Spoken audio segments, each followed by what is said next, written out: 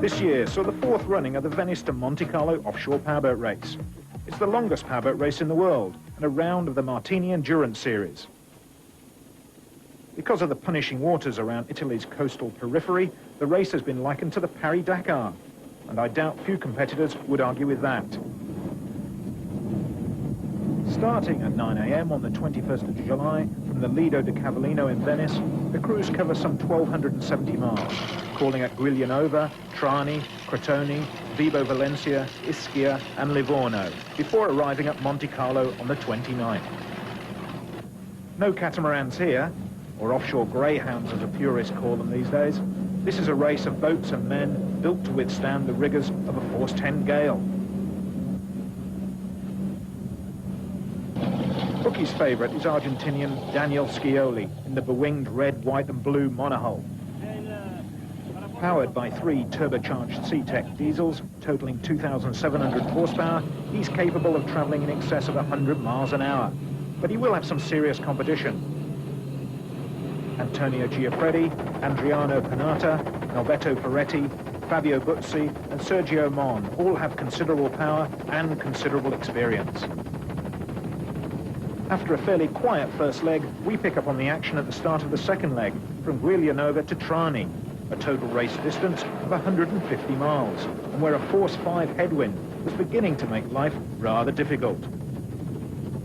With a full fuel payload, this was tough going, and it soon became more a matter of ploughing a path at 60 miles an hour rather than skimming over the top at 100 miles an hour. They were all struggling, but number 3, Norberto Ferretti, in Moroni GS, was having a torrid time. He trailed Scioli after the first leg, and here he was in 11th position overall. But in fairness, he was having to adjust to the handling of the American Apache monohull as opposed to his usual catamaran. At the halfway point, Signori and Pulcini were second overall in Radio Italia. They were going well, but even so, their 40-foot CVU hull was almost 30 minutes off the lead. Like Scioli, they're diesel-powered, opting for 2 Isotta Frascini engines as opposed to Scioli's 3 C-Techs. But for both, the extra weight of the big diesel engines was useful in flattening the increasingly hostile racing surface. But up front, Scioli was making the most of a great start. He'd won the first leg and had a huge lead here. It was the sort of situation where most drivers would find time to relax. But unfortunately, Mother Nature was still producing wave after wave of relentless pressure, and that required 100% commitment and concentration at these speeds. In the absence of Renato de la Val's thundering Asitalia runaway winner in last year's race, Scioli had high hopes of taking victory in the boat that finished second on that occasion, that time in the hands of Andreas Eglund. There was no doubting that once again this boat liked the course, and Scioli was making the most of it. Further back, Ferretti, meanwhile, was still over an hour down, but an improved second-half performance had seen him leapfrog into 9th. Although he must have been concerned at the punishment this boat was taking with still over 1,000 miles to go. In 6th position, Sergio Mayon was also taking a pounding. He was only 43 minutes adrift of the leader, but facing the same dilemma as Ferretti. Getting closer to Scioli in these conditions would almost certainly lead to breakages and the possibility of a complete breakdown. With so much of the race still remaining, it just wasn't worth it. He, like Ferretti, opted for the safe alternative. For Mario Moreschi and Giancarlo Gravanti, it was a slow pace to no place. 2.5 hours behind, they were averaging just 27 knots in the boat designed and built by ex-Formula 1 powerboat ace Renato Molinari. It's capable of over 100 miles an hour, but this was heavy going, and they were obviously out of touch altogether.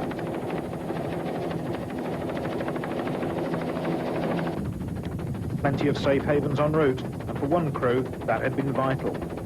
Skipper Guarancino of number 14 Siama and Mito was forced to dock en route there in the foreground, and dispatch a crewman to hospital with a broken nose, sustained in the battering seas. Their mission accomplished, they're soon on their way again, but now in last place, and an incredible 3.5 hours behind Scioli. They could only hope now they would have an opportunity to make amends, and although the payload was a little lighter, apparently no takers for that vacant seat in the back. Surprise, surprise. By the time the leading crews approached Trani, the lee of the land was providing much more comfortable conditions. But the fact that most of them had only averaged around 60 miles per hour was a fair indication of their endurance. After such a struggle, the sight of a picturesque fishing village is always a welcome one. And here was no exception. The locals turned out in their hundreds in the late afternoon sun in great expectation of an Italian victory. But alas, they were to be disappointed. The first boat arrived right on cue, but it was the Argentinian Daniele Scioli. Some consolation for local supporters, though. Italian Signori and Pulcini finished second. Race fever, though, apparently hadn't attacked everyone.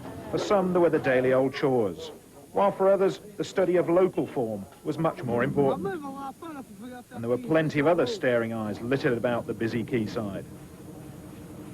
And while the results were being officially posted, preparations were well underway towards securing the next catch. Fishing is big business here, and powerboats or no powerboats, little disturbs the concentration of these masters at work.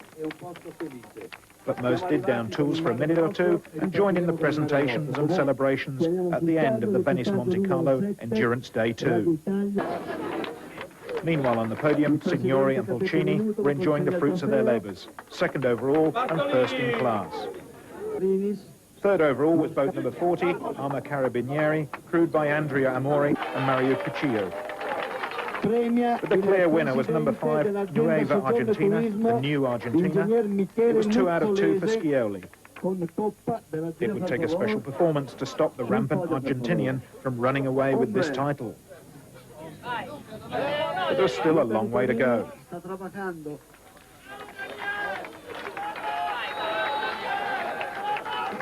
And in the conditions of the Venice Monte Carlo, anything could happen. It was a dawn start for the next leg, 195 miles to Crotone.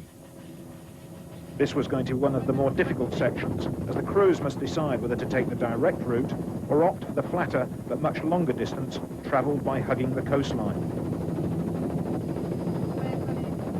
Signori and Pulcini, like most of the leading crews, chose the direct route home. But they were soon beginning to face conditions similar to day 2 and must have wondered if the decision was a correct one. Such conditions should have been tailor-made for Fabio Buzzi's revolutionary designed rubber boat, and much had been expected from the Maestro's production. But the boat here, as on the previous day, was still some way off the pace in 7th place overall and 3rd in class. Day 3, however, was a much better one for Sergio Mayom's giant boat, Victory designed and built. The Mercruiser-powered boat was one of a few petrol-powered amongst the diesel domination. Here he was in second, and having a great scrap with Ferretti, who in turn was having his best race thus far. Although at times Ferretti must have wondered if racing Mayom's bigger boat in these conditions really was the sensible thing to do. Ferretti's commitment to offshore racing is unquestionable. The Italian boat builder has directed development at his boatyard to finding lighter and stronger composite materials to strengthen his bid for world honours. And one day, he certainly will be successful. From here on in, it's north all the way to Monte Carlo. But first, the notorious waters of the Medina Straits have to be negotiated on one of the longest legs of the marathon so far, the 200 miles between Crotone and Vibo, Valencia. The overall lead is still held by the Argentinians Daniele Scioli and Dennis Taylor. They've dominated the first 3 legs in the Buzzi-designed and powered Nuevo Argentina, which campaigned so well here last year and on the world circuit in the hands of Norway's Andreas Ugland. But for the rest, it's been a case of follow the leader, with Radio Italia the pick of the bunch. But even here, Signori and Pulcini are well off the pace overall, although they are in line for class honours in the slightly smaller boat. But whatever, it was all food for thought as the crews prepared for the all-important 4th leg. As the crews hit the start line in the early morning sun, it soon became obvious that Mother Nature had dealt a favourable card. The tempestuous seas of the previous 3 days had been replaced with an almost mirror-flat racing surface, and few were complaining about that. Particularly Scioli, who once again cruised gracefully into the lead, leaving the rest in his wake as his speed built up rapidly to around 100 miles per hour.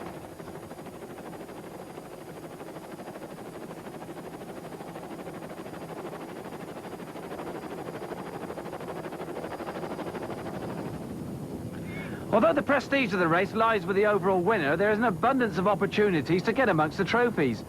The Italians, always keen to cram as many people as possible on the winner's podium, have created 6 classes from the 18 entries, thereby ensuring that nobody goes home disappointed. In last place in the race, but in silver medal in the class, crew members Gruancino, Missoni, Anelli and Zabana had been rejoined by Campolucci, who, you remember, had broken his nose 2 days before in heavy seas. But now their worry was a broken bank balance. Racing flat out in these conditions can be expensive on the machinery, but they were clearly enjoying the experience. And the caption here might have read, "Look, Mum, no hands."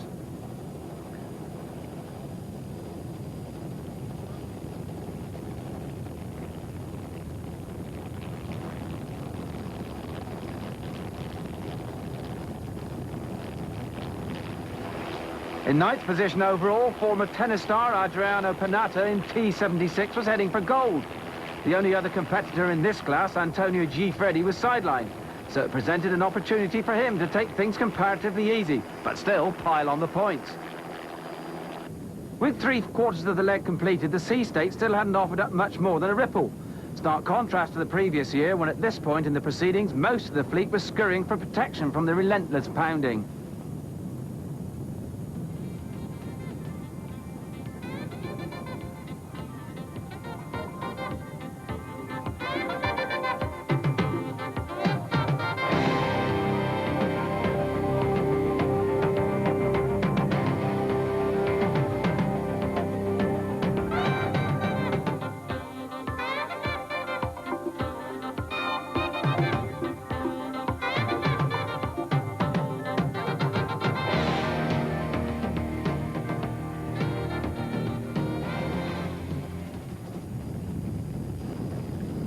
And it was certainly good news for one of the smaller boats in the fleet. Charter ship number 1616, crewed by Carpentieri, Amato, Polomeri and Morgasso, was 10th overall. That was their best result so far. But more importantly, they had passed Garancino and Missoni, and so led the T1 class for only the 2nd time. And this was just enough to rekindle their lingering ambitions of a class win overall. The distinction of being the smallest boat in the fleet went to this crew, Soldi and Nicolini and Nova Marine. It's one of the new breed of boats appearing in offshore racing these days. A rigid inflatable, and that combines the seagoing qualities of the monohull with the stability of an inflatable. But it was a torrid time for P8, crewed by the 3 Simone brothers. The 35-foot cigarette hull boasts over 500 horsepower of Mercruiser inboard, but their best so far was a 4th in class and 9th overall. Here they were looking positively pedestrian, and an hour and 25 minutes off the lead.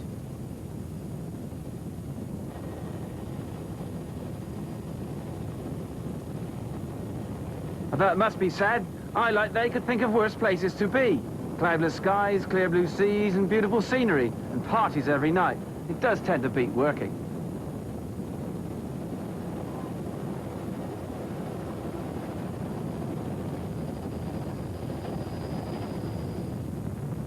As they neared the end of the day's marathon, the crews were back in sight of land. Much of life afloat in an offshore powerboat is spent in solitude, so it's always a good feeling when you can double-check that navigation. Leading the charge home, as on the previous 3 days, Scioli and Taylor were paramount, an incredible 3 hours ahead of their nearest rivals, in spite of the fact that driving for Scioli presents its own particular problems. 3 years ago, he lost an arm in a horrendous powerboat pileup in Argentina, but refuses to let that cool his enthusiasm in spite of the obvious difficulties.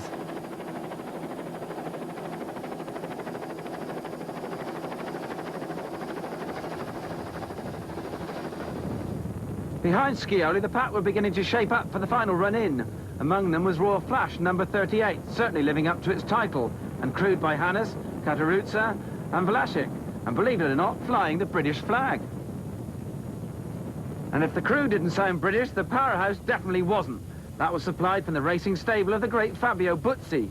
2 of his C-Tech diesels, developed from the Fiat Iveco engine, produced almost 1,800 horsepower, and that was pushing them along very nicely in 5th position. But there was catching up to do, and the only way it appeared to get anywhere near to Scioli was to cut the corners, and Hannes and Kataruzza were certainly gambling with high stakes at this sort of speed. An uncharted rock would soon blast a hole in their aspirations.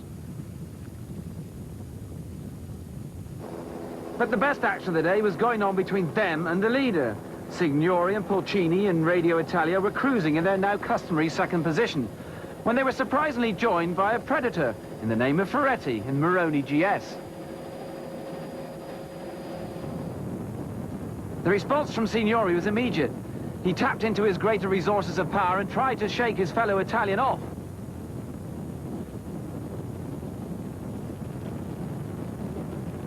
For a while it looked as if Ferretti's advances had been spurned, as Signori first held him and then began to pull away.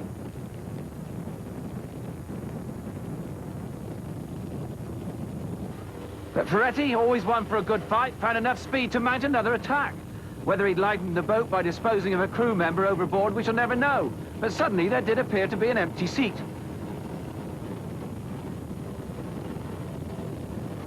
But whatever, inch by inch, he crept up on the bigger boat, his rasping petrol engines in stark contrast to the whispering diesels of Signori.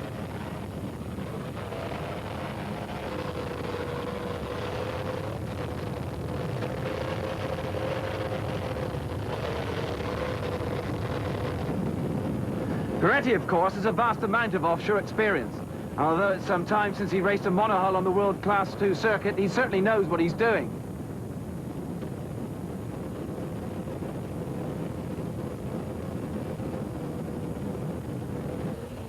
And it wasn't long before Signori was once again under serious attack. This was classic offshore powerboat racing, both boats dancing across the waves at over 100 miles per hour.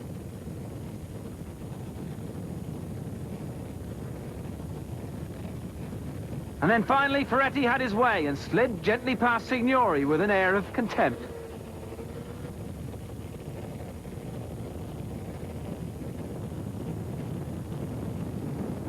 Things on board Radio Italia suddenly appeared to be getting a little heated, with each crew member offering his own opinion and/or advice.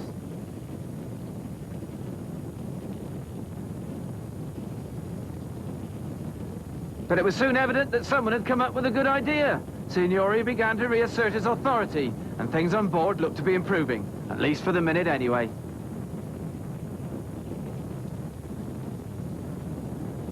So now, once again, it was anybody's race, with the crews glaring at each other in stony silence, apart from the engines, that is.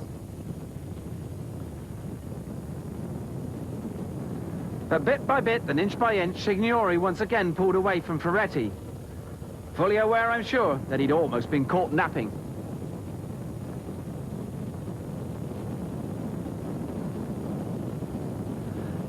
Ferretti tried in vain to hold on, but it was no use. Signori had found what he wanted, and he began to pull away.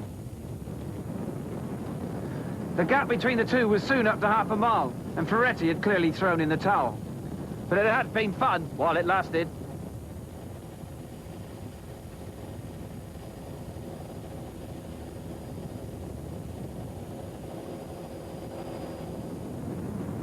Today it's Vibo Valencia to Ischia, the shortest leg, and once again the sea is calm.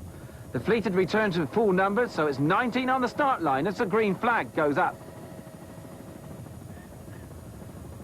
And in the foreground is an uncustomary slow start for the champion-elect, Scioli, but no doubt he'll be charging through the field after a kilometre or two.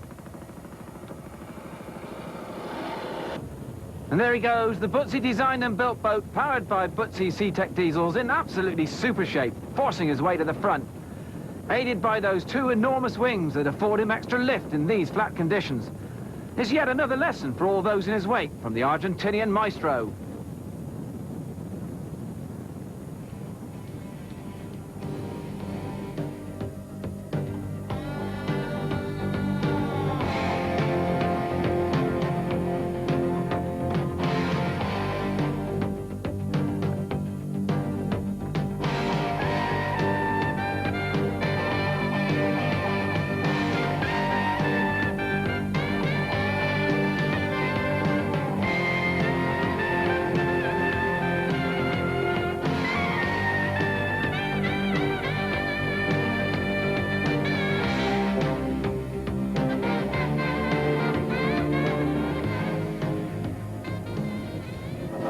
In 12th position, the now customary Look-No-Hands team of Garancino, Missoni, Anelli, Zibana and Campolucci were enjoying a return to winning ways after a minor hiccup on the previous day.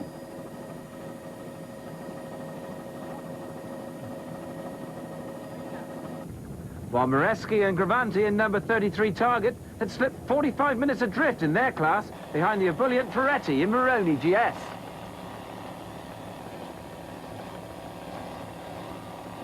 But it was yet another day of disappointment for the Simone brothers, fourth again in class and only 3 off the bottom of the pack. And to add to their blushes, the little inflatable was proving once again that even in the world of offshore powerboat racing, size isn't everything.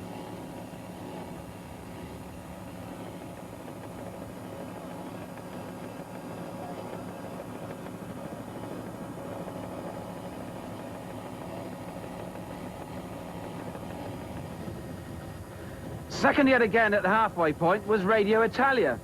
And whilst keeping a wary eye open for unsuspecting challengers, they had abandoned any ideas they might have had about catching Scioli and seemed quite content with a second overall and a win in Class P1.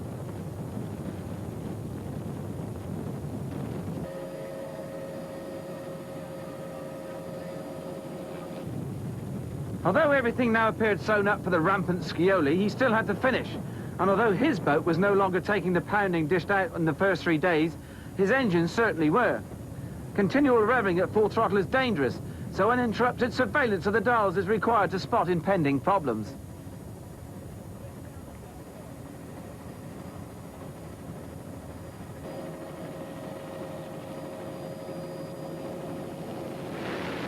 Sergio Mion and Mion Acca was the pre-race favourite to upset Scioli's widely expected win. But he had rarely threatened the Argentinian on the 5 days so far. And although few would argue he did have the most impressive boat on the parade and crammed to the gunnels with all the latest technology.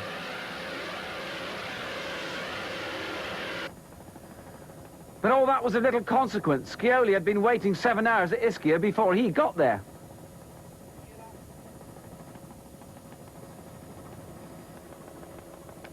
But tomorrow, as usual, was another day. Although little had changed, the sea was still flat, it remained clear and blue, and the temperature was a mere 93 degrees. My word, how some people have to suffer.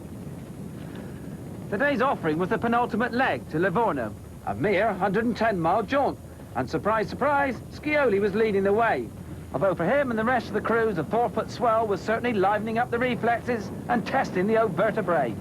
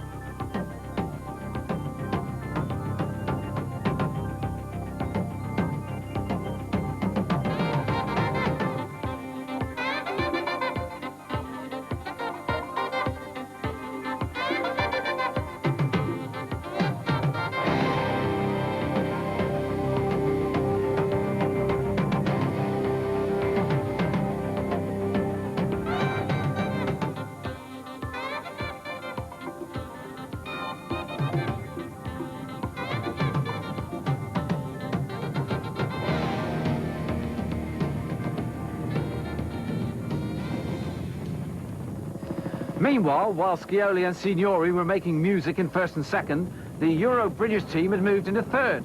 And although this amazing momentum couldn't be sustained, they had at least demonstrated the boat's capabilities. And of all the pretenders to Signorini's and Scioli's supremacy, they had been one of the most impressive. And they were on course for a class win.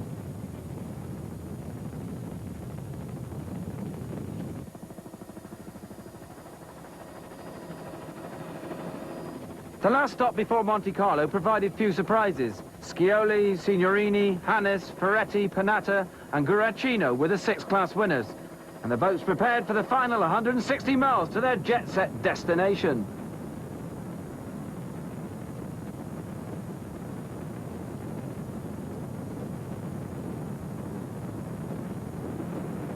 This leg, like the first three, saw a return to the sort of conditions more associated with endurance racing. A fresh overnight westerly breeze had left quite a heavy swell, ready to engulf the unsuspecting and the foolhardy.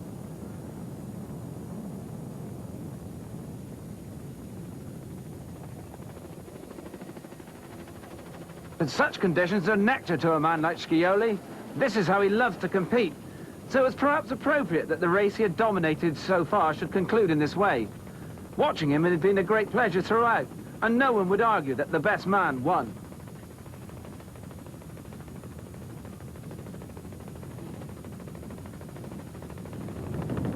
The sheltered approaches to Monte Carlo saw a return to the flat water, and the town prepared to welcome the crews home, as they do each year after the world's longest powerboat race. And they didn't have to wait long. Over the horizon screamed the rampant Scioli, 1.5 hours ahead of his nearest rival, and travelling at over 110 miles per hour.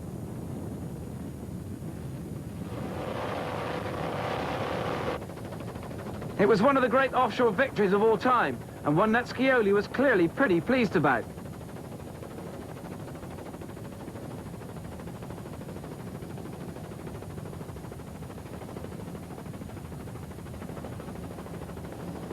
As expected, Signorino in Radio Italia won Class 2, making it a pretty special occasion for them too.